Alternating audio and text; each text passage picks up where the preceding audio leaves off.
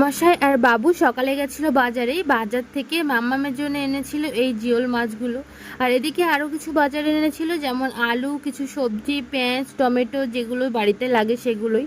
আর মাছের মধ্যে এনেছিল মাছের রাজা ইলিশ, তেলাপিয়া মাছ আর কিছু চিংড়ি মাছ। সেগুলো ধুয়ে রেখে চলে এসেছি সকালে টিফিনের জন্য। আজ আর বাড়িতে কোনো টিফিনের ব্যবস্থাই করিনি, তাই দাদাকে বলেছিলাম বাজার থেকে আনতে টিফিনটা। তাই এনেছে পরোটার তরকারি। আমি বাড়িতে একটু ডিম সিদ্ধ করেছিলাম, সেটা দিয়ে আজকে সকালের টিফিনটা আমি, বরমশাই আর মা খেয়েছি। মাম্মামকে একটু অফার করলাম, কিন্তু সে রিজেক্ট করলো, তাই আর আমি আর পরে তাকে দেইনি। আর আজ জানো তো রবিবার, তাই আমাদের বাড়িতে একটু ভালোভাবেই রান্না বান্না হবে বলতে পারো। এটা যেন সব বাড়িতেই হয় রবিবারে, বাঙালি বাড়িতে। তো চলো তোমাদের সঙ্গে দেখিয়ে দিই আমাদের ইলিশ মাছটা দেখতে কতটা সুন্দর।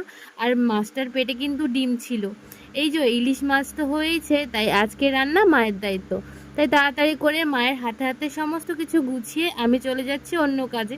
আর এদিকে কি রান্না হচ্ছে সেটাই বলি। পুঁই শাক দিয়ে কুমড়ো আলু, চিংড়ি মাছ দিয়ে চচ্চড়ি, বেগুন দিয়ে আলু দিয়ে ইলিশ মাছের পাতলা ঝোল, কালো জিরে দিয়ে চাটনি আছে। আর তো ইলিশ মাছের তেলের জন্য আলু সিদ্ধ তো দিতেই হবে।